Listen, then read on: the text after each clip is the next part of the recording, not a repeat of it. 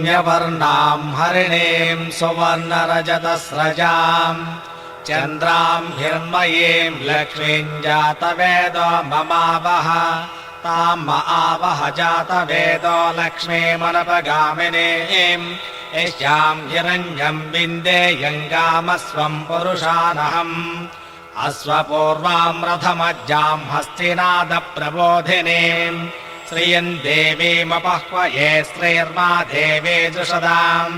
कांसोऽस्मिताम् हिरण्यप्राकाराम् आर्द्राम् ज्वलन्तीम् तृप्ताम् तर्पयन्तीम् पद्मे स्थिताम् पद्मवर्णाम् तामिहोपह्वये श्रियम् चन्द्राम् प्रभासाम् विशसा ज्वलन्तीम् त्रयम् लोके देवदुष्टामुदाराम् ताम् पद्मदेवीम् शरणमहम् प्रपद्ये लक्ष्मीर्मेणस्य ताम् त्वाम् वृणे आदित्यवर्णे तमसोऽधिजातो वनस्पतिस्तव वृक्षोदबिल्वः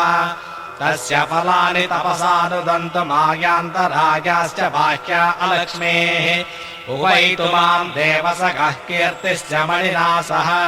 प्रादुर्भूतोऽस्मि राष्ट्रेऽस्मिन् कीर्तिमूर्तिम् ददातु मे क्षुत्पिपासामलाम् ज्येष्ठाम् अलक्ष्मीर्नाशयाम्यहम् अभूतिमसमर्द्यम् च सर्वानिर्नुद मे गृहात् गन्धद्वारान्तुराधर्षाम् नित्यपुष्टाम् करेषिणीम् ईश्वरेगम् सर्वभूतानाम् तामिहोपह्वये श्रियम् श्रीर्मे भजतु अलक्ष्मीर्मे नश्यतु मनसः काममाकोतिम् वाचः सत्यमसेमहे असोनागुम् रूपमन्नश्च मयि श्रीश्रयताम् यशः कर्दमेन प्रजा भूता मयि सम्भव कर्दम श्रियम् भासय मे कुले मातरम् पद्ममालिनीम् आपस्रजन्तु स्निग्धानि चिक्लीतवस मे गृहे निज देवीम् मातरम् त्रियम् वासय मे कुले आर्द्राम् व्यक्करिणीम् विष्टिम् सुवर्णाम् हेममालिनीम्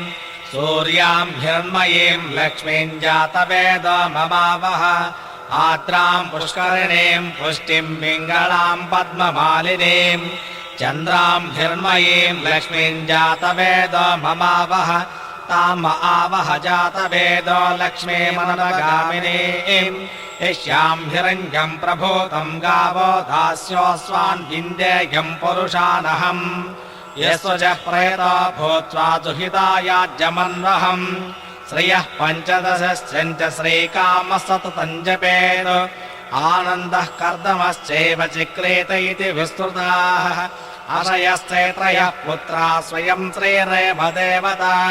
पद्मानने पद्मभूरो पद्माक्षे पद्मसम्भवे त्वम् माम् भजस्व पद्माक्षीम् येन सौख्यम् लभाम्यहम् अश्वदायी च गोदायी धनदायी महाधने धनम् मे जुषदाम् देवी सर्वकामार्थसिद्धये पुत्रपौत्रधनम् धान्यम् मस्त्यस्याजा विगोरदम्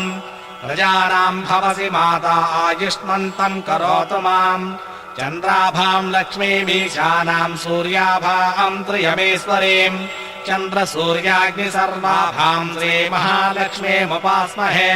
धनमग्निर्धनम् वायुर्धनम् सूर्यो धनम् वसुः धनमिन्द्रो बृहस्पतिर्वर्णम् धनमस्तु ते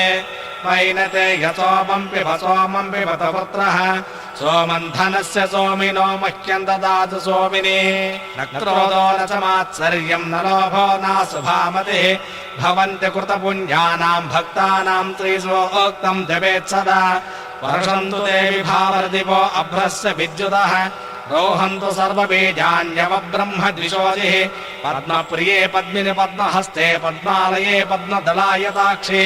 विश्वप्रिये विष्णुमनोनुकूले त्वत्पाद पद्मम् महि सन्निधस्व यासा पद्मासनस्था विपुलकटितरी पद्मपत्रायताक्षी गम्भीरा वर्तनाभिस्तनवर्णपिता शुभ्रवस्तोत्तरीय लक्ष्मीर्दिव्यैर्गजेन्द्रैर्मणिगणकचितैः स्नापिता हेमकुम्भैः नित्यम् सा पद्महस्ता मम वसतु गृहे सर्वमाङ्गल्ययुक्ता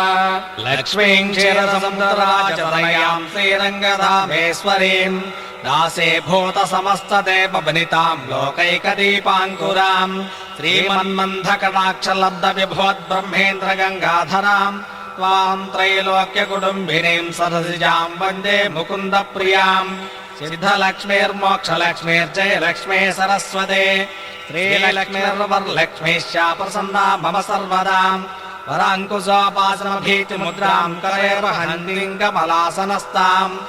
आलार्ककोटिप्रतिभान् द्विनेत्राम् भजेऽहमम्बाम् जगदीश्वरीम् ताम् सर्वमङ्गलमाङ्गल्ये शिवे सर्वार्थसाधिके शरण्ये त्र्यम्बके देवे नारायणि नमोऽस्तुते महालक्ष्मी च विद्महे विष्णुपत्न्यै च धीमहि